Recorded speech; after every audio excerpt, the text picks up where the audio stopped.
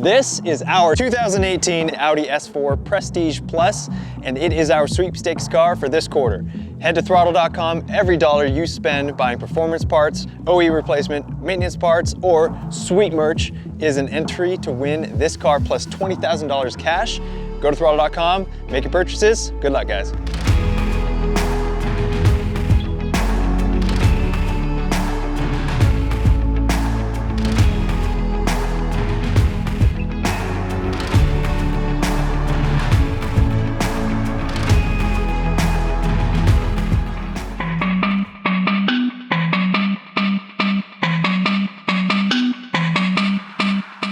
What is going on, guys? Welcome back to the Throttle YouTube channel. My name is Quinn, and today we're going to be working on our Mark IV Toyota Supra. In the last episode, we pulled the V160 out and showed you guys every component of our new 6XD sequential transmission setup that we're going to be putting in this car. One question you guys might have is why we're doing all this stuff, and there's a couple of reasons. The first reason is, I don't know if you've checked the price of V160 transmissions, but they're quite expensive for a 30-year-old used transmission, so we wanted to upgrade it. This thing is putting down a lot more power than those transmissions can really handle. Those transmissions could handle over 1,000 horsepower, but not when you're doing really hard first gear hits on a prep drag strip. But this is one of our most top tier builds, and what a perfect excuse to get a sequential transmission. I've never played with a sequential before. I've never set one up. I've never even driven a car with one.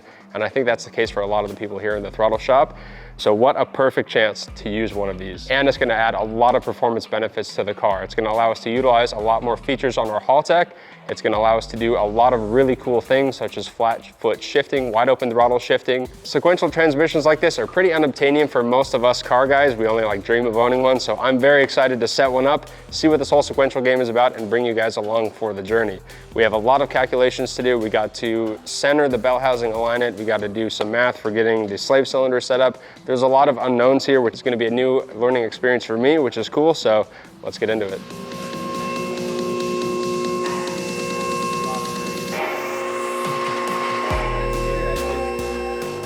So I just took our old pilot bearing out. So that's the pilot bearing for the V160 transmission. That is the one we're going to be running for the new transmission setup. So a much bigger input shaft, at least on the end where the pilot bearing sits. So we're going to get this thing installed and then install our new flywheel.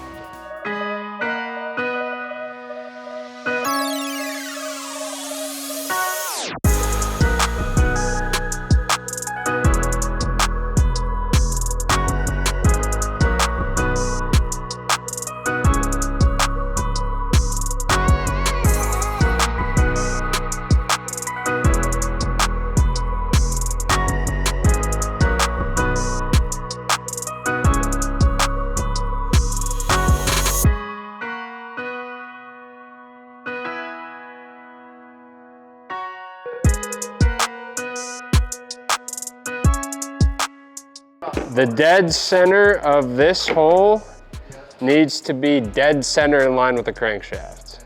This is a dial indicator, so this measures in thousandths.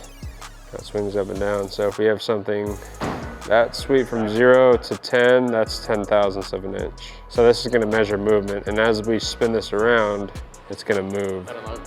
As you can tell, I'm not like good at centering it because it's all over the map, but usually we'll have like, I think our range is like about 4 to 5 thousandths is when we're in spec. So we need to get this mounted up.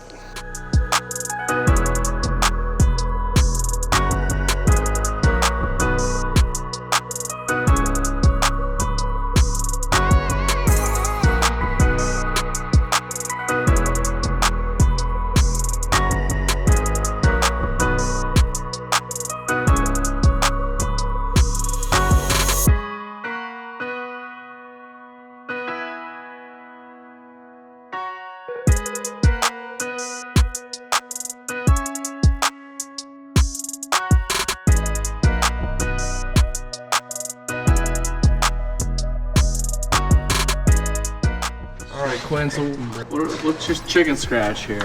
So my chicken scratch is measuring our center point for this, and it is off. We were out of spec by about 5 thousandths, which is not good. So Mickey's gonna order some realignment dowels. So they're pretty much offset dowels that sit and center this. So we need to get those coming. We need to get those back on this. And once the alignment dowels, off-center alignment dowels are here, we're gonna do the measurements again, make sure everything's in spec, and then we'll keep on going. So, waiting for parts.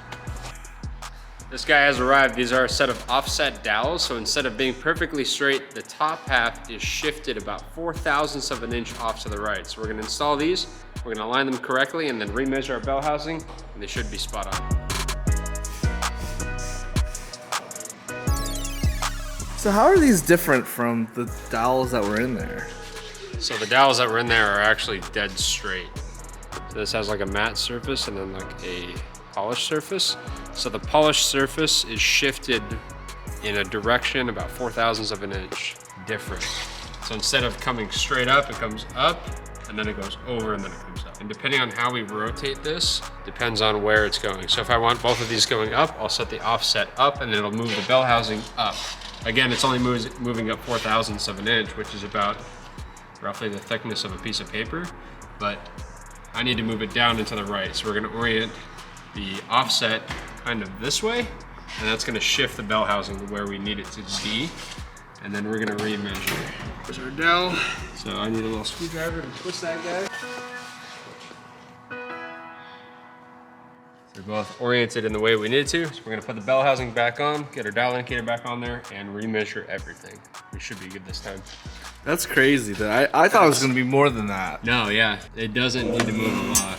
So the reason they do that is because of this. This is your pilot bearing. So this is actually the front bearing of the transmission. So this is in the engine, but it's part of the transmission. Let's go over the transmission. So this is our beautiful sequential, and this is where the pilot bearing sits. So they actually sent us 2 pilot bearings. One came in our bell housing kit and one came with the transmission. So the pilot bearing goes right there. Now, this is actually what holds this end of this input shaft up. So it has a bearing here, then it's a bearing inside of the transmission. And it needs to be aligned properly. If it's out of alignment, it's gonna be putting stress on this shaft either this way or this way. In our case, it would have been up and to the right. And they measure that within thousandths of an inch. And it has a tolerance.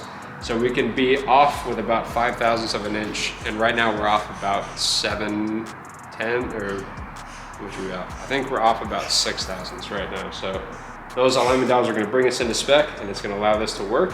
It's not going to put extra strain on the input shaft of the trans, which is what we want. We want this thing to last a good long time. So let's take our measurement.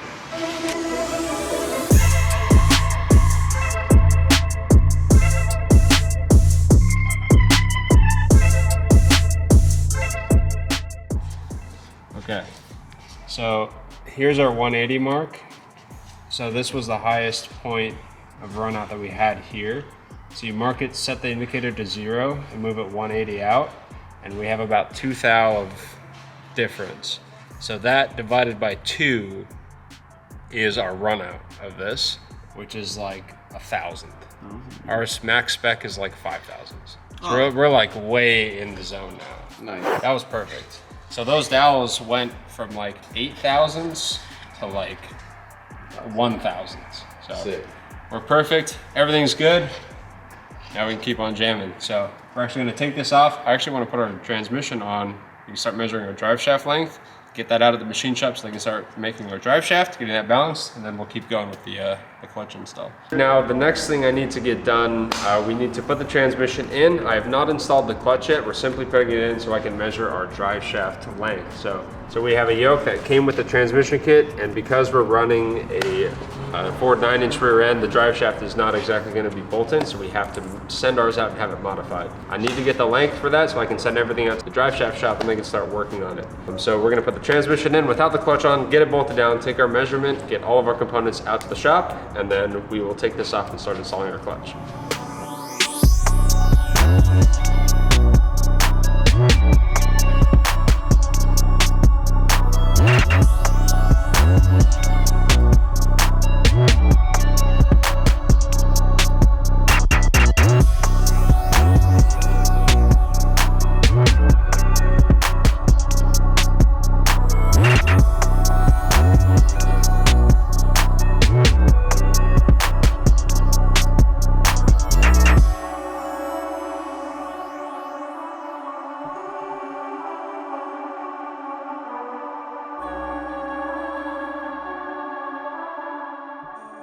So we got our measurement. Our drive shaft is a little bit too long, so we're gonna have to send this out, get it shortened, and they're gonna replace this CV joint with a U joint that'll fit on this. So we're gonna get a shorter shaft back with this on both ends, and that's gonna be about it. So we're gonna get this out to the shop.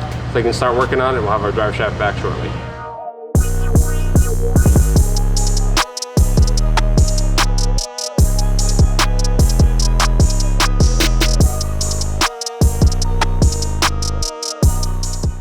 So I got our first plate on our triple plate clutch on here.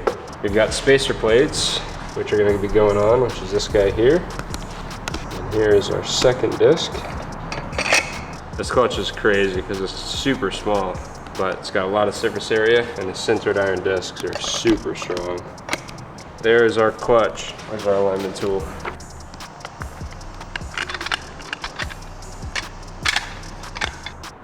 That thing looks freaking nuts, dude. That's crazy. All right, let's get this thing on the Supra.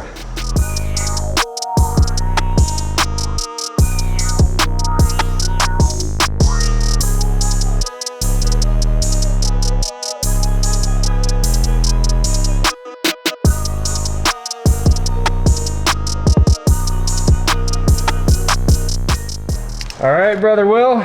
That thing looks tiny, huh? Holy crap. Never complained before.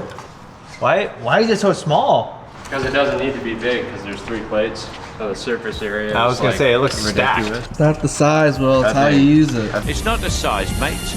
It's how you use it. I think it's gonna be crazy. It also cuts down on rotational mass like a lot, so this thing's gonna rev up and down like super fast. Next up, we're gonna get our master cylinder mounted. This actually bolts to the inside of the bell housing, which is pretty cool. But we need to put it on and then get it up in there, and then we need to check, we need to measure the distance between this and the front of the clutch, make sure we're within tolerance. And if we're not, we need to adjust this, and if we're good, then we can put lines on it and install the bell housing for the final time, which would be really cool.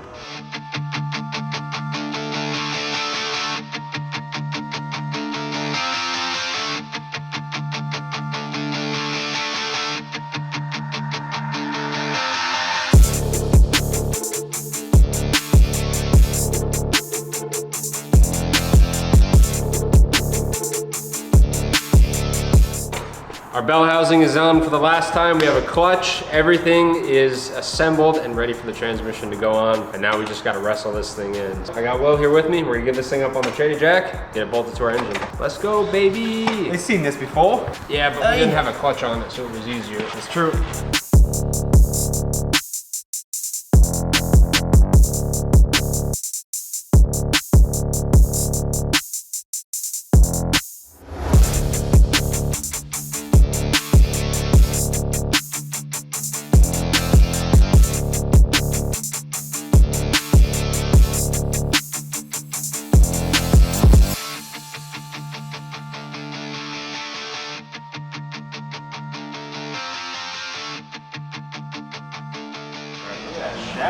Our drive shaft came back, really fast turnaround from the shop we sent it to, which is really nice. So we're gonna get this in, make sure it is the correct length, make sure it works, and then we can keep going and set things like our clutch stop and a whole bunch of other stuff. So let's get this boy in, baby. Need my help, Quinn? Yeah. Can't reach it, too bad. I can't reach that.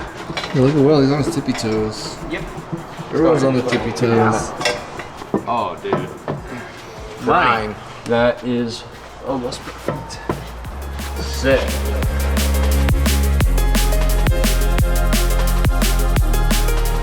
So mechanically our sequential is completely installed. The last thing we need to do is fill it up with gear oil, put the exhaust back on, and then we'll need to tackle our wiring, and then we'll pretty much be done. So I'm gonna use Will. He's gonna hold all my lines in place, and I'm gonna pump fluid in here until it's full, cap it off, and we'll put our exhaust back on and be done. This is a tippy toe job. Oh, you wanna come down? You on his tippy toes again?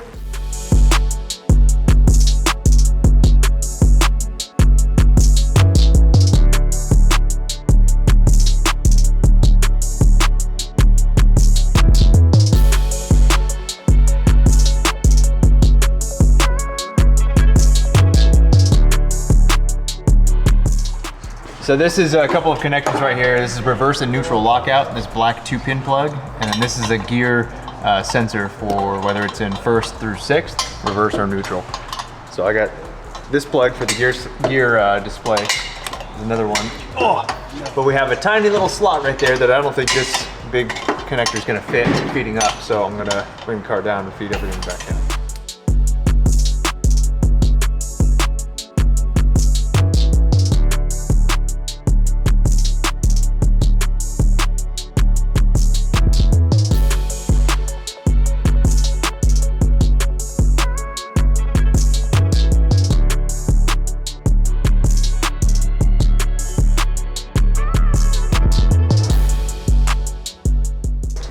Boom, the wiring is done. We got everything mounted, everything set up. We got our button up here. We got our light in the dash. We got to put that back on, and then the GCU is mounted here. We also put the little tuning cable up under here.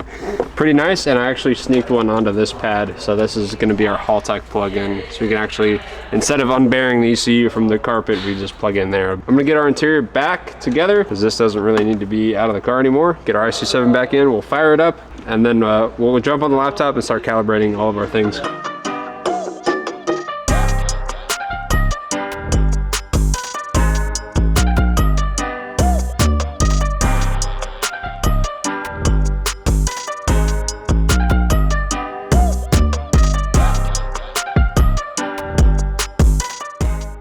Everything's pretty much ready for us to plug into the laptop, so we have to calibrate the gear position sensor to our new GPU. So when it's going up and down through gears, how it knows what gear you're in is through the gear position sensor, and we need to calibrate that to let the transmission know which gear is which gear. Otherwise, it has no idea what gear we're in. We're gonna plug it in. I believe we have to set reverse and neutral as well as all of the forward gears. And then from there, it's gonna be ready to tune and pretty much ready to go on the dyno. So when we get on the dyno and start making passes, start making changes to the tune, one of the things we're gonna be tuning is the GCU along with the engines. But just for now, getting this synchronized is gonna allow us to drive the car around and move it, and everything should be good.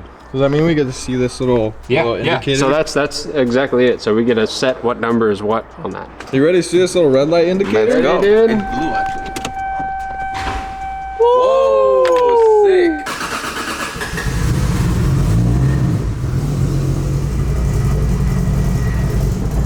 Whoop, wheels are spinning. Just a second right now. What is there?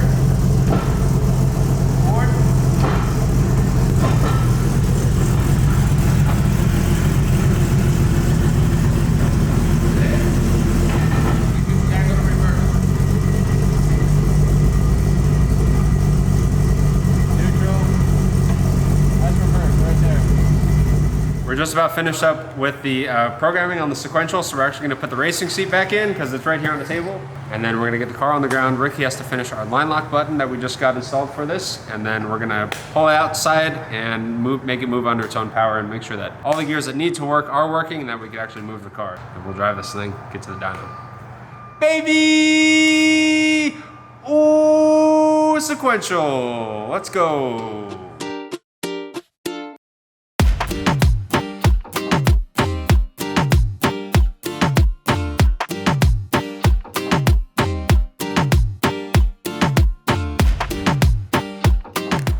Seats back in, and I'm sitting where I feel the most comfortable to drive the car. The shifter was placed here just randomly so we can get stuff going.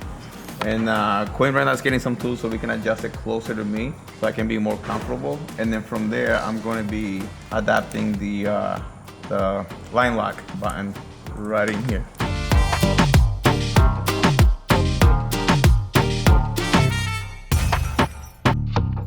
Let me get a test shift. You want me to do the Becky? Yeah, really loud. Beep, beep, beep, beep, beep, beep, beep, beep, beep, beep, beep, beep, beep, beep, beep, beep. Does that sound like him or?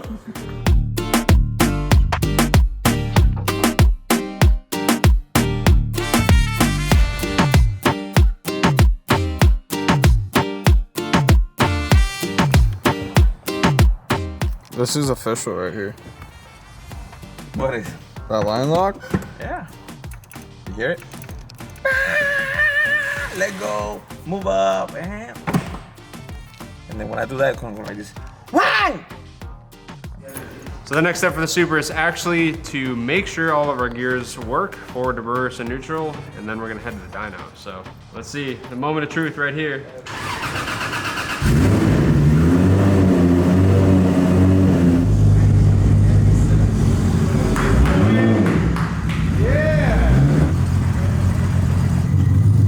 Yeah, so we got first gear. Now we're in reverse. Let's see. Hey, we got reverse. Dude, that is gnarly. It feels really crisp too.